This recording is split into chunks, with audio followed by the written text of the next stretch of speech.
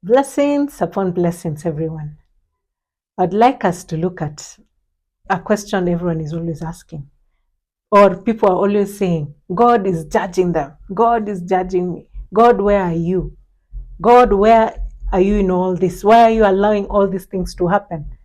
There's a difference between the judgments of God, and there's a difference between repercussions, the consequences. So, what happens? Normally, first of all, let's remember where God is. He is seated. He is seated. He's not working anymore. He finished his work and now he's seated, right? He's seated and he's not coming out of that throne. He is the King of Kings. So there's no way we'll be ordering him around whenever we want things. So now let's look at judgments and consequences. Judgments, this is what happens.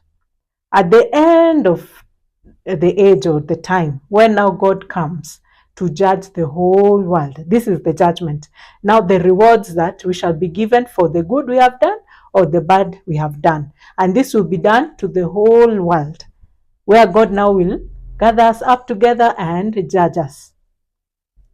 But now repercussions or consequences are, like for example, I read Deuteronomy chapter 28, verse 1 to 3, Amplified Classic. It says, if you will listen diligently to the voice of the Lord your God, being watchful to do all his commandments, which I command you this day, the Lord your God will set you high above all the nations of the earth. And all these blessings shall come upon you and overtake you if you heed the voice of the Lord your God. Blessed shall you be in the city, and blessed shall you be in the field. And it continues up to verse 14. Then now when you go down to Deuteronomy, still 28, verse 15, I'll read just 15 to 17, Amplified Classic, just to give you an example.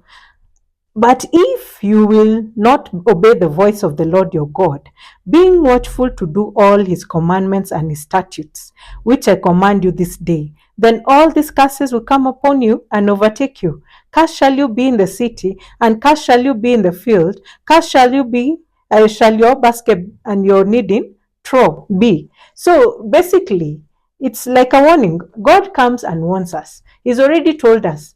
By example, he told us there is two options here. There is you do right or you do wrong. Or basically said there is life or there is death. But he gave us an option. He said, but choose life. So if you choose death, there are repercussions. And if you choose life, there are rewards. So that is what people are calling judgments of God. God, why are you doing this or this? No, God has no part of it. He's seated in the right hand, He's seated in his throne. He's not looking to do any more work. He gave us authority here on earth to now continue in what he's already shown us. So the thing is, after that, what are we doing with ourselves? It's just like a child. You want the child not to play with fire, but the child keeps coming and wants to touch this fire when it is burning. So the day this child will touch the fire, what happens? They'll burn. And out of that burn, fine, they've learned a lesson. But the repercussion is that finger will hurt. That finger will burn. And it might need maybe some bandage or whatever, or go to the hospital, depending on how severe it is. So those are the repercussions, that if you were warned, do not do this, and then you go and do it, and then now at that point, you start asking God, where were you? Where were you? It is you who's supposed to ask yourself, and you learn from your mistakes. So as much as we are forgiven, when we seek forgiveness for whatever we have done, there are still consequences for our actions. So that is what people normally keep saying, that it is God's judgments. It is not.